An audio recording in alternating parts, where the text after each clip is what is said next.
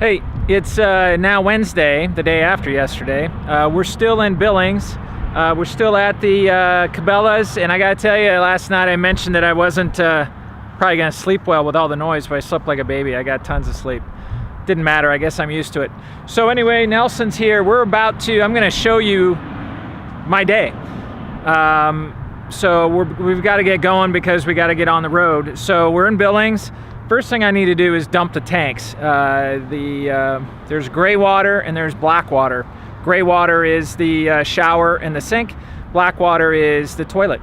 So both of them have to go. And at Cabela's, the cool thing is they have dump stations. And in this case, they're giving it to us for free. You usually have to pay $5 or $10, but it's for free. So here's the situation. We have Nelson there, and here's the dump station here. And this first nozzle is fresh water, and then down here is the dump station. This is where we're gonna dump, and then there's a thingy here that you can hook onto to rinse out your black tank, the tank with the human waste in it, so you can rinse it out.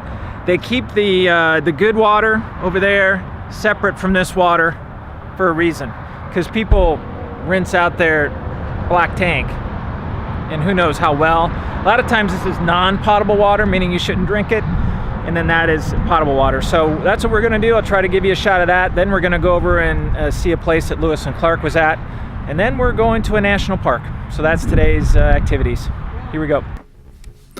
I've actually gotten pretty good at this. When I first started it, I had no idea what I was doing, but I'm able to throw this stuff together pretty quickly and flush the thing. And what you don't see, a couple things here, is that other hose I'm using is leaking from the top, so it's raining down on me. And the other thing that you don't see is it actually starts to rain on me. Even there's some small hail coming down.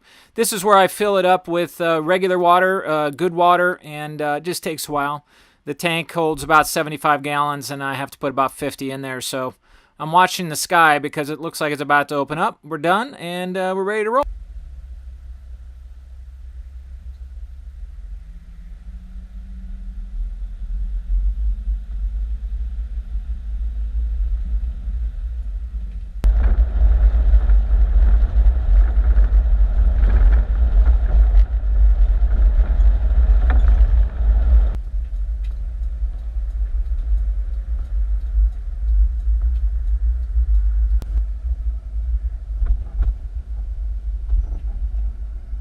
Getting gas, pretty regular occurrence for me on the road. I try to use Flying J's. I like them, and they usually have dump stations. As you can see here, I have to put the card in again because a lot of these end at like $100, and I take way more than that. So there we are. We got gas. We're on the road. I have to say, I've been to a lot of parts in the country, and we're still in Montana here, but we're in kind of middle to northern, and we're heading into North Dakota.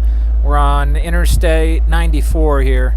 Some of the most magnificent looking country I've ever seen yet. It's a little different. It has rocky outcroppings, and then all of a sudden it'll go into a plain, and then more rocky outcroppings, and then you can see these trees, these pine trees, and the sky is just unbelievable. The drive the entire way was these incredible clouds, some dumping rain to the left, some to the right. There was a rainbow that showed up.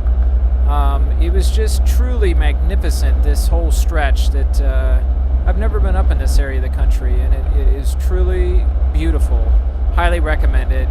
I-94 past Billings, heading towards really Medora, and then to Bismarck into North Dakota. But this is going into the area that Teddy Roosevelt was in, and tomorrow, I meant to go there today. We didn't make it. We didn't have time. But tomorrow we're going to go to Teddy Roosevelt National Park. I think it's called Theodore Roosevelt National Park. And he spent a couple of years out in that area that we're going into here. And it's also called the Badlands. There's a section in South Dakota called the Badlands. And actually a national park, I believe. But this is an area also called the Badlands that we're getting into that's really cool, rugged, awesome country.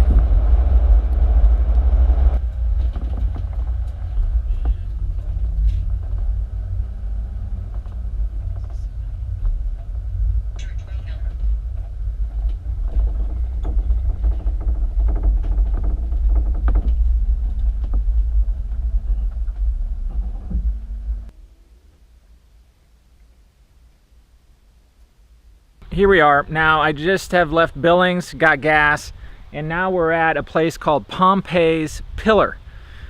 This is a place that Lewis and Clark stopped. Clark climbed this large rock, and he inscribed his name and date on the rock. Yes, he defaced it. He was doing graffiti, I suppose you would call it, but he was marking the fact that they came through this area, which was very common for the time. So it's about the only, I think it's the only lasting permanent piece of record of Lewis and Clark's actual travels. I think that's what they're saying. So we're gonna, unfortunately, here I'm gonna show you the rock. That's Pompey's Pillar. And see that gate? The government, in all its wisdom, has closed early to save money, probably. I could have driven all the way in there, but we're going to hike in there. Nice day. I got my backpack on because it's a hike and we could have a storm at any minute, so I have extra supplies, a raincoat, water, stuff like that. 10 essentials. I'm a Boy Scout at heart. So we're going to walk in and we're going to check this out. And all right, here we go.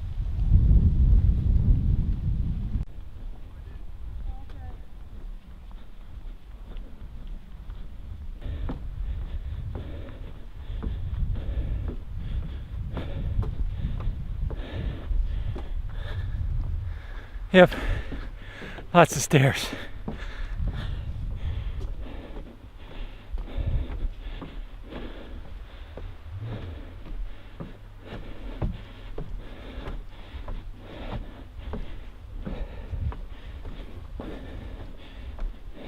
Okay, we made it to the top, and what a top it is. You can see the Yellowstone River coming along there, comes through the back here and heads down there.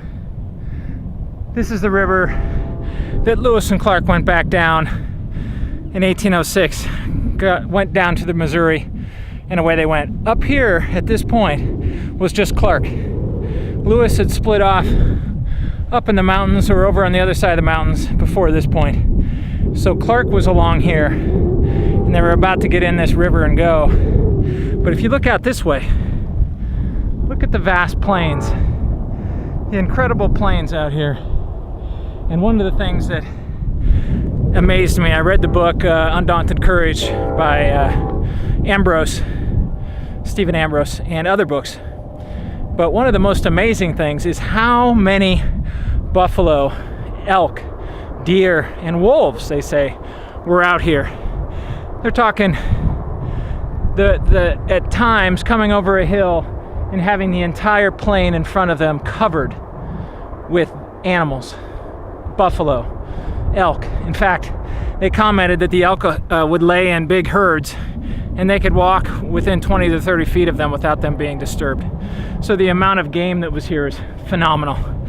But incredible view. If you look down that way, look at that view down. Gives you a little bit of an idea of potentially what this looked like when Lewis and Clark came through. Fantastic.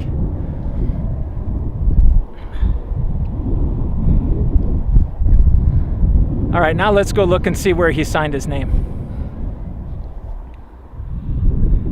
We're at the site of where he, wind is coming up right now. There is something blowing in. We're at the site where Clark crawled up here. First of all, he looked out over the whole plain to see what he could see, of course. How cool would that be? But then he came and wrote his initials on the side of this rock, and he noticed that there were Native Americans who had also done the same thing over time. And then after Clark, settlers who came through did this. In fact, I see one here from 1948. And so here we go. So in that, in there is Clark's signature. I'm not sure how visible it is in the camera, but it says W. Clark, July 25, 1806. And of course now it's preserved right there. But you got other people. 1882 I see. 1885 I see. 18 something something down there.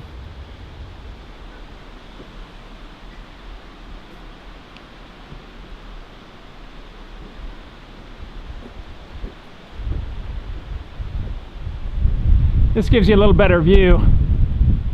That's the rock, and Clark had climbed up here and gotten that done. So anyway, that's where the only remaining evidence of Lewis and Clark's trail per the brochures is right there. Pretty cool. I've always wanted to come and see that since I read the book, so I'm really happy I'm here. And of course, look how incredible the view is. Fantastic.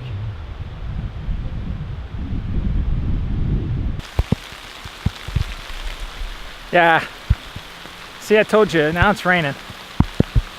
So, I'm hiding behind this plant. Oh yeah, we got ice coming out of the sky. So the question is, how long is it gonna last? All right, let's go back under some cover and see if we can last this out. How about that?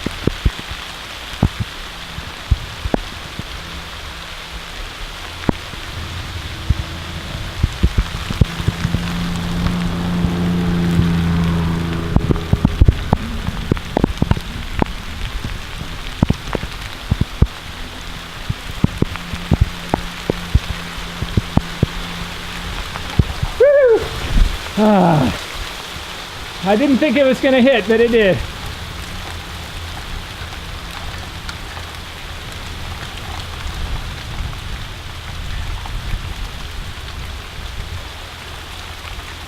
Well, when you're being an adventurer, little rain never hurt anybody, did it? So anyway, it's let up for the moment, but this is the Yellowstone River, and you can see it going down there. I don't know if you can see across there, but it is moving pretty darn fast. Look right here. I'm trying to make it so the rain doesn't get on the lens. But if you can see, there, I wiped off the lens. Hopefully that's better. But that water is moving pretty fast. If you can tell, there's a bird sitting out there. I mean, how beautiful. First of all, how beautiful this is. Imagine nothing up here. And there's the yellowish rock that calls the Yellowstone River, right? And once they got in their canoes and were able to jump on this river going down, and even further with the Missouri, they were able to make 70 miles a day, where before, over the mountains, they're probably happy if they made a couple miles in some cases, or 5 or 8 in other cases. So, and look at these fall colors. Anyway, I could stay here all day. But we're not gonna. We gotta get on. Tonight is the debate, and we got more to do. But I got about a mile to walk back to the rig. So that's it from here.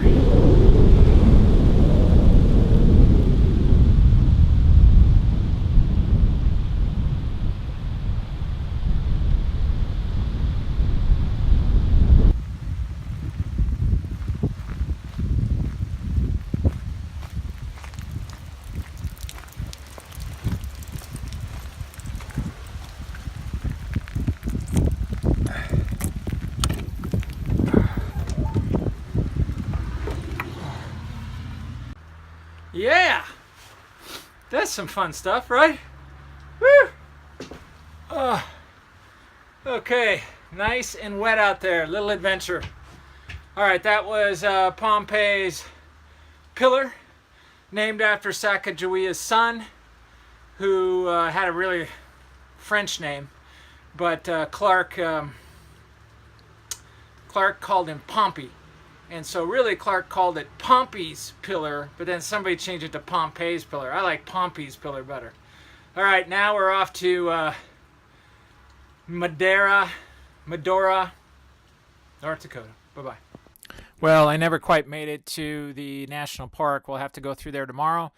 But I got to Miles City, Montana, to a Walmart parking lot, and a big, beautiful formation of clouds with some sunset colors on it was there when I got there.